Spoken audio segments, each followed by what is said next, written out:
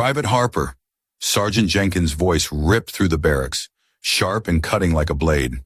Every head turned, every eye on me. You think you're fit for this uniform? You don't belong here. You're nothing but dead weight in that pack. You're a joke. The words hit like a punch to the gut, and I could feel my face flush, 1,000 eyes burning holes into my back. I was the smallest, the weakest, the one no one expected to make it. The others could smell it. A small-town kid with nothing but a dream to prove I was more than what they saw. But the dream was fading fast. There's a weight in that silence. It's the kind of silence that chokes you, suffocates every ounce of pride you had left. No one spoke up. No one dared. Just the clatter of boots on the hard floor, the scent of sweat, and the distant hum of the air conditioning. I looked down at my boots, lined up neatly for inspection, and wondered how I'd ever get out of this mess. My hands shook, but I kept them clenched at my sides. Sergeant Jenkins walked closer, his boots echoing off the concrete. You think you can hang with the rest of us? You think you've got what it takes to be in my unit? His breath stank of coffee and stale cigars. I'll be damned if I let someone like you hold us back. I could hear the others snickering. They didn't know who I was, didn't know the things I'd been through just to get here. But they didn't need to. They already had their opinions. I was the outsider, the country bumpkin with too much hope and not enough skill. Across the room, Corporal Mason stood by the lockers, silent. I'd caught him watching me earlier, his eyes distant, unreadable. Maybe he saw something in me, something I didn't even know was there. But if he did, he wasn't speaking up, not in front of Sergeant Jenkins.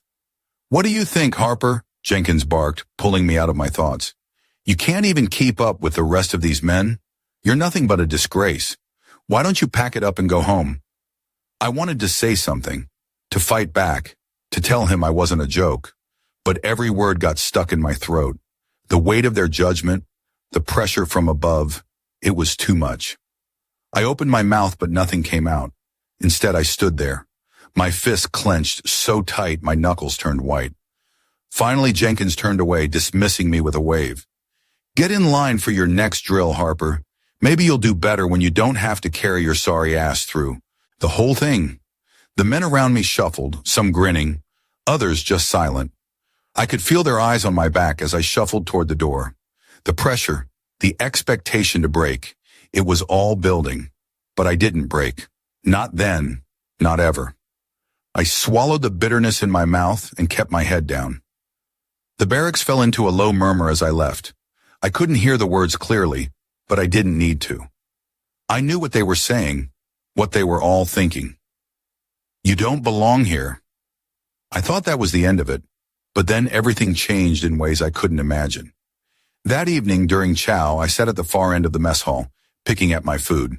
The clatter of trays and silverware echoed, the hum of conversation buzzing around me. But there was nothing but silence at my table. A few of the others made their way over, but not a single one sat down. They didn't want to be seen with me, the weak link. I could feel the eyes of Jenkins on me from across the room, waiting for me to crack. But I didn't. I just kept eating, my focus on the food, my thoughts swirling like a storm. In the corner of the hall, Corporal Mason lingered by the window, a half-eaten tray in his hands. I caught his eye for a split second. He didn't smile, didn't nod, just a look that said he saw me. And that look, well, it was the only thing that kept me from folding. The days blurred together after that. I kept to myself, endured the extra drills, the endless insults, and the cold treatment from my platoon. Each day was a reminder of just how much I had to prove.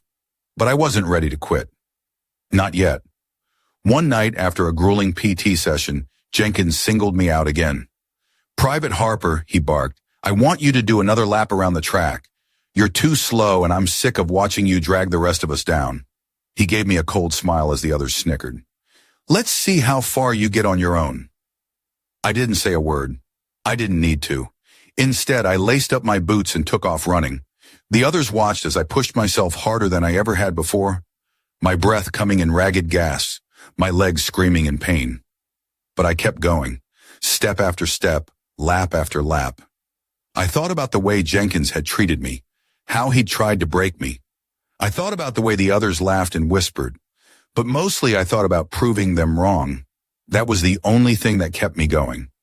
I finished that lap, and another, but just as I hit my fifth lap, a hand grabbed my arm. I stumbled, nearly losing my balance, but I managed to stop.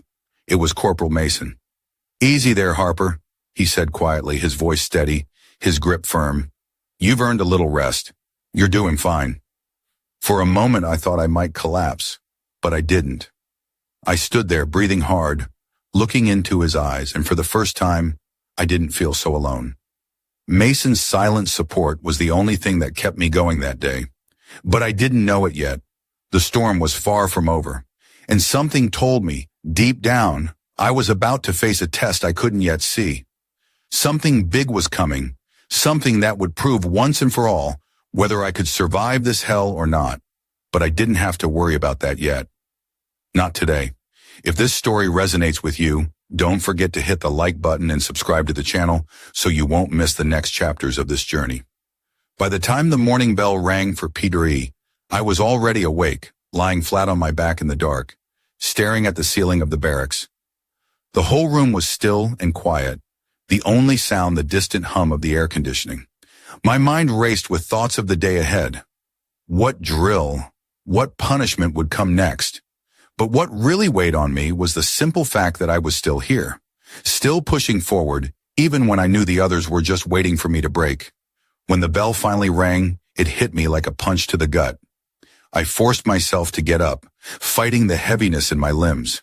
PT was always brutal, but this time I felt like I was dragging my body across the ground.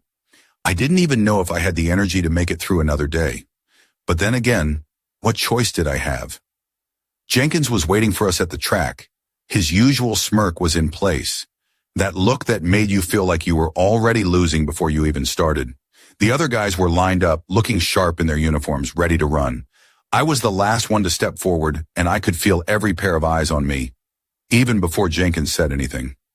Well, look who finally showed up," he sneered, his voice loud enough for everyone to hear. "Private Harper, I didn't think you'd make it today. Thought you'd just give up and quit, huh? Guess I was wrong. Or maybe I wasn't. Maybe you'll slow us down like always." I clenched my jaw but didn't respond. I wasn't going to give him the satisfaction. I could hear the others snickering behind. Me, the ones who had written me off from the start, the ones who couldn't understand why I was still here. The whistle blew and the group took off. I started running, my legs heavy, but I pushed myself harder. The track was a blur of gray concrete, and the only thing that kept me going was the sound of my own breath and the pounding of my feet against the pavement. But it wasn't enough. I wasn't fast enough, wasn't strong enough, and as the laps passed, I started to fall behind. Jenkins's voice cut through the air. "Private Harper, what are you doing? Are you trying to embarrass us all? Pick it up, move it, move it." I pushed harder, but it wasn't enough. My body was screaming at me to stop, but I kept going. Sweat pouring down my face, my heart hammering in my chest. I could hear Jenkins laughing in the background, the sound of his voice like nails on a chalkboard. And then I heard it, the sound of boots pounding beside me. Someone was running alongside me, staying in step with me. I glanced to my side and there was Corporal Mason. His face was set in concentration, but his pace was steady, effortless. He wasn't mocking me, wasn't laughing. He was just there. "Keep going, Harper," he said, his voice calm but firm. "You're doing better than you think." I wanted to say something, wanted to tell him to just leave me alone, but I couldn't find the words. I just kept running. Mason stayed by my side for the rest of the lap, his presence somehow steadying me, giving me the strength to push through the pain. When we crossed the finish line, I was gasping for air, my legs shaking. I felt like I was going to collapse, but I didn't. I stood there trying to catch my breath, and I saw Mason glance at me, giving me a small nod. "Good job, Private," he said before disappearing into the group. But the others, they weren't so kind. Jenkins was already walking over, that same mocking smirk plastered on his face. "Well, look who decided to finish the race," he said, his voice dripping with sarcasm. "I didn't think you had it in you. Guess you've got a little fight left after all. Too bad you'll never keep up with the rest of us." I didn't respond. I couldn't. All I could do was focus on staying upright, trying to ignore the sting of humiliation. As the morning dragged on, I kept my head down, focusing on getting through the drills. I could feel the eyes of my fellow soldiers on me, their judgment hanging in the air like a heavy fog. The whispers behind, my back, the muttered comments. They were always there, always watching, always waiting for me to fail. By noon I was exhausted. My body ached in places I didn't know could hurt. I made my way to the chow hall, hoping for some brief respite. But when I walked in, the laughter stopped.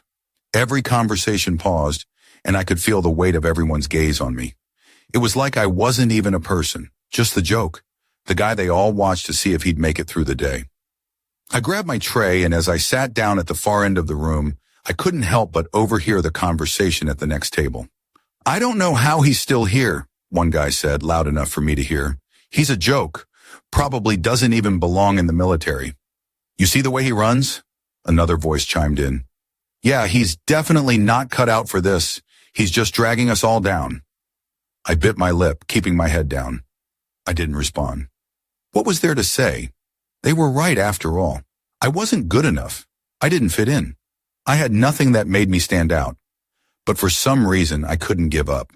And then just when I thought it couldn't get worse, Jenkins walked in. His eyes immediately locked onto me, and I could see that familiar smirk on his face. "Private Harper," he called out, loud enough for the whole room to hear. "I was just telling the guys here, you're going to be the reason we fail. You're nothing but dead weight. Why don't you do us all a favor and quit?" I swallowed hard, the sting of his words cutting deeper than I expected. But I wasn't going to let him win. Not today. I looked up, locking eyes with him. "I'm not quitting, Sergeant," I said, my voice steady despite the tremble in my hands. Jenkins raised an eyebrow, surprised by my response. But he didn't say anything else. Instead, he turned away and walked off, leaving me in the silence of the chow hall. The others were watching me, their eyes now filled with something different, something between surprise and uncertainty. Maybe they thought I was weak. Maybe they thought I'd break under the pressure. But what they didn't know was that I wasn't done yet. I was just getting started. And when the day came, when it all finally came to a head, I was going to prove them all wrong. But that day wasn't today. Not yet. If this story resonates with you, don't forget to hit the like button and subscribe to the channel so you won't miss the next chapters of this journey. The day of the live fire. Exercise was one I'd been dreading since I first stepped foot in Camp Crossroads. Every soldier was expected to prove their ability to handle stress, make quick decisions, and execute orders under pressure. But for me, it wasn't just about the drill. It was about surviving. Every step, every turn was a reminder that I was still fighting to fit in, still proving I wasn't some weakling who didn't belong. We gathered in the staging area, the sun beating down on us, the smell of dirt and sweat thick in the air. Jenkins stood at the front, his eyes scanning over us like we were just another set of bodies to move through the grinder. He was on edge, maybe because the pressure was getting to him too.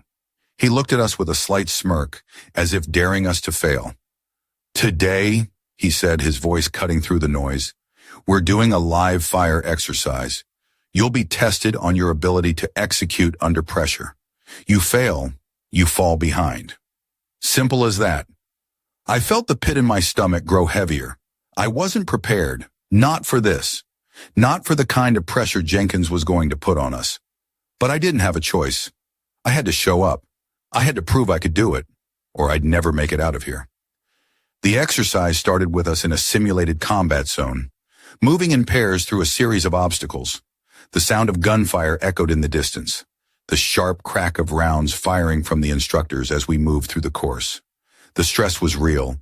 Every step felt like it could be my last, and I could feel the sweat dripping down my back, sticking to my shirt. "Move, Harper!" Jenkins yelled. "Don't just stand there like a deer in headlights." I took a deep breath and moved, pushing myself forward. My legs felt heavy, my mind racing, trying to remember every piece of training I had learned. I wasn't fast enough. I wasn't sharp enough, and I could feel the frustration building. My instincts told me to run, to hide, to do anything to get out of the line of fire. But I couldn't. Not this time. We reached the first checkpoint, a narrow corridor with sandbags stacked on either side. I went low, keeping my body low to the ground, trying to keep as much cover as I could.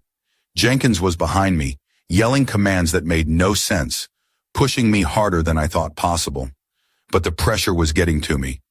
I wasn't keeping up. My vision started to blur, my breath coming in shallow gasps. "Harper, you're falling behind again," Jenkins said, his voice cold and accusing. "What's it gonna take to get you to push yourself? You're dead weight to the team." I didn't respond. I couldn't.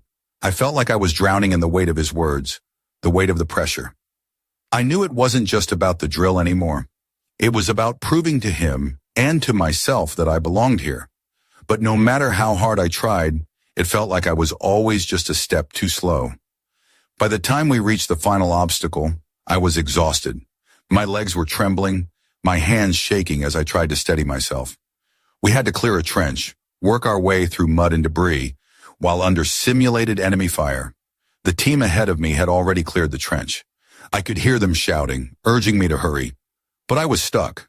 My feet were stuck in the mud, and the more I tried to move, the harder it got. "Come on, Harper," Jenkins yelled from the other side. "What's the matter with you? Get moving." I wanted to scream to tell him that I was doing my best, but the words wouldn't come. I was trapped. I could hear the others laughing in the distance. They were mocking me, whispering to each other, judging me. The weight of it all, Jenkins, the guys, the expectations, crushed me. But then something in me snapped. I couldn't stay here, stuck in the mud. Not again. I wasn't going to let them see me fail. Not today. I forced myself to dig my feet out of the muck, my hands gripping the edge of the trench as I pulled myself over. It wasn't pretty. I stumbled, fell, and scraped my arms as I dragged myself through. But I didn't stop. I made it to the other side, gasping for air, my heart pounding in my chest. I could barely stand, but I was on my feet. Jenkins was already there, waiting. He looked at me with that same cold, judgmental gaze. "Harper," he said, his voice low and venomous. "You're pathetic. You just cost us valuable time." I wanted to snap back, to scream at him, but I couldn't. I was too exhausted. And then I saw something that stopped me cold. Corporal Mason, who had been quietly observing, stepped forward. He was calm, composed as always, but his eyes, there was something different in them. He didn't say anything, but his presence spoke volumes. Mason looked at Jenkins, his voice calm but unwavering. "Jenkins, I think you're forgetting something." Jenkins turned toward him, clearly confused. "What are you talking about?" "You're forgetting that we're all a team," Mason said, his tone steady. "You're so busy trying to break him down, you're missing the point. We don't leave anyone behind, not even Harper." Jenkins looked at Mason, his face reddening. The words were like a slap to the face. Mason, the quiet one, the one who hadn't said a word up until now, was speaking up. For me, in front of everyone. The rest of the platoon was silent. It wasn't like them to pick sides, not in front of Jenkins. But now even they were watching, waiting to see what would happen next. Mason's words hung in the air. There was no turning back now. Jenkins stood there for a moment, his fists clenched, but he didn't say anything. Instead, he walked off, muttering something under his breath. It didn't matter. He'd just lost the argument, and we all knew it. The rest of the exercise was a blur. I don't remember much about it after that moment. What I do remember is the change in the air. The guys didn't look at me the same way anymore. They didn't mock me, didn't call me dead weight. Instead, there was a quiet understanding, something unspoken, but solid. That night after the exercise, Mason approached me. We were back in the barracks, everyone else already half asleep, and he sat down across from me. "You did good today, Harper," he said, his voice low, almost as if he was testing the waters. I looked up at him, surprised. "You really think so?" Mason nodded. "Yeah, you kept going. Even when Jenkins tried to break you, you kept fighting. That's what we need, someone who doesn't quit, no matter what." I didn't know what to say. I couldn't believe it. For the first time, someone actually saw me. And it wasn't just Mason, it was everyone. The next morning, as we lined up for formation, something was different. Jenkins didn't single me out.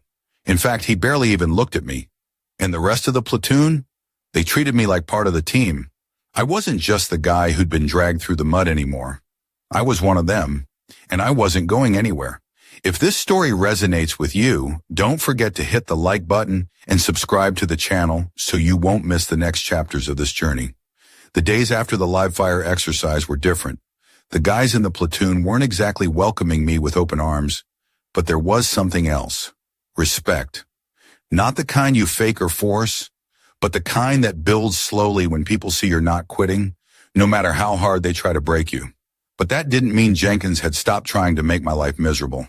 It was an early morning when it finally happened, when everything changed, and I realized how much I had truly earned, even if it wasn't in the way I expected. We were lined up for morning formation, the usual drill. I was already standing at attention when I noticed Sergeant Jenkins approaching. His eyes scanned the platoon, but then he stopped in front of me, a sharp, bitter smile pulling at the corner of his lips. "Private Harper," he began, his voice cold. "I've been watching you. You're not as useless as I thought. Still, you're not getting a free pass. I want to see you in my office after the day's training. Understand?" I stiffened but nodded. "Yes, Sergeant." The rest of the morning dragged on. Long drills, endless marching under the scorching sun. My body was sore from the previous exercises, but I pushed through. That's what we did, right? We fought. Even when our muscles screamed and our spirits felt like they were about to break, we kept going. But as the day went on, I couldn't shake the feeling that something was off. There was a tension in the air, something I couldn't quite place. I knew Jenkins had been on me for a while, but this felt different. When the drills finally ended, I made my way to Jenkins' office. As I stood outside, my heart started to beat faster. I wasn't sure what he wanted, but I had a sinking feeling it wasn't good. I knocked once, then stepped in without waiting for a response. Jenkins sat behind his desk staring at his clipboard. His expression was unreadable. He didn't say anything at first, just flipped through some papers. The silence in that room was suffocating, and I could feel my nerves start to get the better of me. "You know, Harper," he said, finally looking up at me, his voice sharp. "I didn't think you'd make it this far. I thought you'd quit by now. You've been nothing but trouble since day one." I swallowed hard, but I didn't respond. What could I say? He had made it clear he didn't believe in me. "I've been thinking," he continued, leaning forward, his eyes narrowing, "and I've decided that I'm going to give you one more chance. One more chance to prove that you belong here. But this time, I want to see you lead." The words hit me like a punch to the gut. Lead? He couldn't possibly be serious. Jenkins had been mocking me from the start, treating me like I was worthless, and now he was asking me to lead? It didn't make sense. Before I could say anything, Jenkins cut me off. "I know what you're thinking," he said, his voice low, almost amused. "You don't think you're ready, but I'm giving you a shot. You fail, and you're out. Simple as that." I stood there stunned. Lead. This was the same guy who called me worthless just a few weeks ago. The same guy who'd mocked me in front of the whole platoon. And now he was asking me to lead? "Understand?" he asked, his eyes cold as steel. I nodded, unable to find my voice. I didn't know if I was ready, if I could do this, but there was no way out now. The next few hours were a blur. I went back to the platoon, my mind racing with the weight of what Jenkins had just said. I was expected to lead a team, but I wasn't sure I even knew how. I wasn't one of the tough guys, the ones who had it all together, but somehow I was being handed a responsibility that I wasn't sure I deserved. When the training started, Jenkins called me to the front. He gave me a team of 5 soldiers, all of them looking at me with a mix of disbelief and confusion. They had no idea why Jenkins had picked me for this. Hell, I had no idea why he had. But there I was, standing at the front of my team, trying to ignore the growing panic in my chest. "Okay, Harper," Jenkins said, his voice loud enough for everyone to hear. "Show me what you got. Lead your team through the course. Don't fail." I could feel their eyes on me, the pressure mounting with each passing second. It was one thing to try to survive. It was another to make decisions that could cost people's lives. I took a deep breath, trying to steady my hands. I had to keep it together. I had to prove to them, to myself, that I could do this.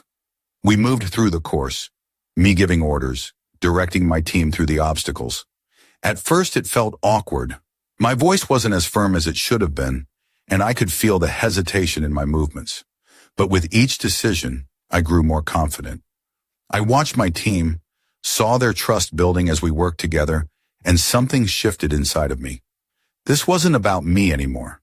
It was about the team. It was about leading them to success, no matter how much I doubted myself. The climax came when we hit the final obstacle, a simulated ambush.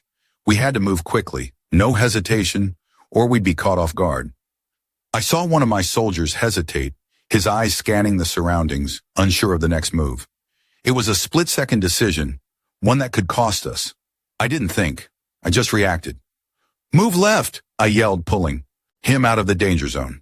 The rest of the team followed my lead, and together, we cleared the ambush.